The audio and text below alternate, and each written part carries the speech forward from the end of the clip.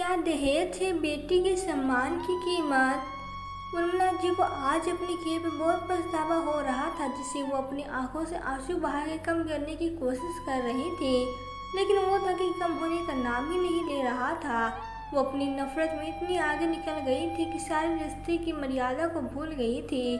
आंसू निकलने की कोशिश करनी ही चाहिए, क्योंकि जब उनके बेटे विशाल और पति लालचंद्र जी ने उन्हें बहुत समझाया, तब उनके ऊपर किसी बात का कोई असर नहीं हुआ और उन्होंने अपने हृदय को अपनी बहू छाया की तरफ से हमेशा कठोर और टको हुए बनाए रखा। छाया उनको एक आंख नहीं भाती थी। कारण भी क्या था? सिर्फ इसलिए कि उनकी बहू छाया एक मध्य परिवार की लड़की थी, जो उनके उच्च कुलीन रुतबे के आगे नहीं अड़ रही थी। और यदि विशाल की शादी छाया से कराई गई तो दहेज उन्हें अपनी हैसियत के अनुसार नहीं मिल सकेगा, जिसे सोसाइटी में और उनके दोस्तों में उनकी छोटी हो जाएगी। परंतु उन्हें अपनी बेटी विशाल की जिद के आगे हार मानकर छाया को अपनी बहू बनाना ही पड़ा। बेटे के आगे वो हार तो गई, पर उर्मिला जी ने इस रिश्ते को कभी दिल से स्वीकार नहीं करा और वह जहाँ तक संभव हो सका हर वक्त और हर बात में अपनी बहू को पुरतोड़ नीचे गिराने की कोशिश करती रही। वो अपनी बहू के हर काम में जानबूझकर कमियां निकालती और कभी तो खुद ही पीछे से षड्यंत्र रचकर बहू के बने बनाए काम को बिगाड़ देती, ताकि सबके सामने उसकी इज्जत कम हो सके और उनका बेटा खुद ही छाया को छोड़ दे। और वो हमेशा छाया की बुराई करती, हर आने जाने वालों के साथ छाया के प्रति अपनी इस कठोरता में मन में भरविश के आगे उन्होंने कभी ध्यान ही नहीं दिया कि वो खुद ही अपने हाथों अपने घर के अशांत और कलह का कारण बनती जा रही है, जबकि उनकी बहू सबकी दुलारी, क्योंकि छाया ने हर वक्त हर बात पे अपनी संस्कारी और पढ़ी लिखी सभ्य होने का परिचय दिया था। कभी सास का जवाब नहीं देती। छाया ने अपनी सास द्वारा खुद पर किए गए वार को हमेशा हंसकर टाल दिया, यह सोचकर कि यदि वह सही है तो एक दिन उन्होंने अपनी गलती का एहसास जरूर होगा। उर्मिला जी छाया के माँ बाप को भी नहीं छोड़ती थी। छाया को यकीन था कि एक न एक दिन उसकी सास को उसकी अच्छाई दिखेगी। बात सच्ची भी है। यदि आप दिल के नेक और साफ हो तो किस्मत एक न एक दिन आपकी अच्छाई का परिचय उन लोगों को जरूर कराती है जो बिन बात आपसे ऐप रखते हैं। आगे छाया की जिंदगी में हुआ भी कुछ ऐसा ही। विशाल जिस विभाग में काम करता था, वहाँ आए दिन ऐसे लोगों से भेदत होती ही जा रही थी जो रिश्वत देकर अपना काम निकलवाना चाहते थे।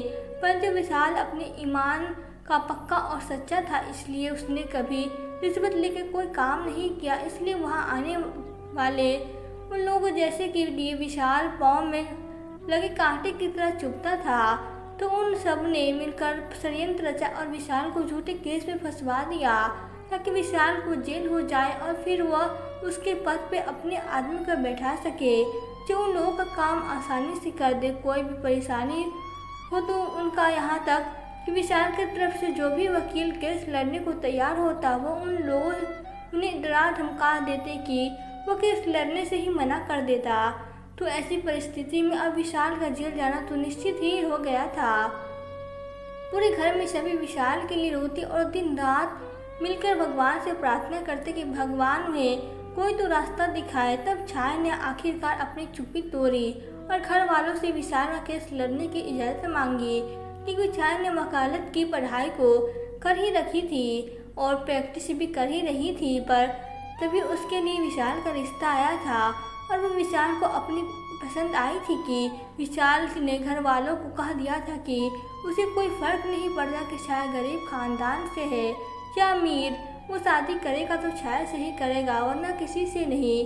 क्योंकि विशाल को छाया एकदम अपने जैसी लगी थी, नेक दिल। तो इस तरह छाया का विवाह विशाल से हो गया था। परंतु उर्मिला जी ने छाया को आगे प्रैक्टिस नहीं करने दी और उसकी पढ़ाई रखवा दी। बस वो छाया को हर बहाने दुख देना चाहती थी, लेकिन छाया ने सास की खुशी के लिए अपनी वकालत भी छोड़ दी। इसलिए आज उर्मिला जी को अब अपनी गलती का एहसास हो रहा था कि वो नफरत से क्यों इतनी आगे निकल गई थी। अच्छे बुरे की पहचान करना भूल गई। अब वो पूरे मन से और दिल से छाया को विजय होने का आशीर्वाद देती है और उससे अपने किए की क्षमा मांगती है। छा ने उर्मिला जी के आंसू पोंछे और उनसे चरण स्पर्श किए।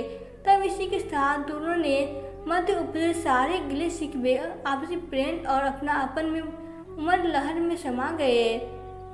छा ने दिन रात एक करके तमाम तरह के सबूत और गवाह एकत्र किए, साथ ही मिलने वाली सभी धमकियों और अपने पर किए गए सभी असफल परिवारों का निष्कर्ष कोर्ट में अपने पति विशाल को बेगुनाह साबित कर दिया।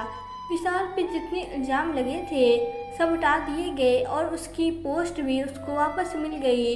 पूरे घर में अब फिर से खुशी लौट आई है। सबने मिलकर भगवान को धन्यवाद दिया और उर्मिला जी ने तो विशेष तौर पर अपनी बहू के सम्मान में एक पार्टी का आयोजन किया। चारों ने गर्वित होकर सबके सामने अपनी बहू की प्रशंसा करी और सबको यह सीख दी कि मिलने वाले दहेज से किसी की बेटी के सम्मान की कीमत नहीं आंकी जाती है, बल्कि इंसान में बसने वाले उसके गुण, संस्कार, प्रेम, अपनेपन और सेवा के भाव से ही उसके कद और सम्मान को समाज के सामने ऊंचा माना जाता है। इन सब का अभाव होने घर पर खुशियाँ कभी नहीं टिकती और इंसान को रह रह कर दुखी करती रहती है।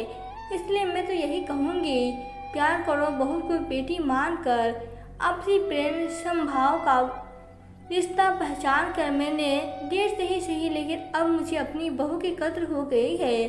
जो गलती मैंने की वो आप लोग ना करें। मैंने तो अपनी बहुत कीमत रखा खो दिया, लेकिन अब मैं अपनी बहू को वो खुशी, वो अहमियत दूंगी जिसकी वो हकदार है। उर्मिला जी की बात सुनकर पूरा हॉल तालियों से गूंज उठा और इसी के साथ आज फिर समाज में एक नई सोच और नई विचार का पर्दापण हुआ, जिससे मिलकर बहू को बेटी का दर्जा प्रदान किया गया। तो दोस्तों, आपको यह कहानी कैसी लगी? अगर कहानी अच्छी लगी हो तो वीडियो को लाइक कर दे और प्लीज़ चैनल को सब्सक्राइब कर दे। Thank you.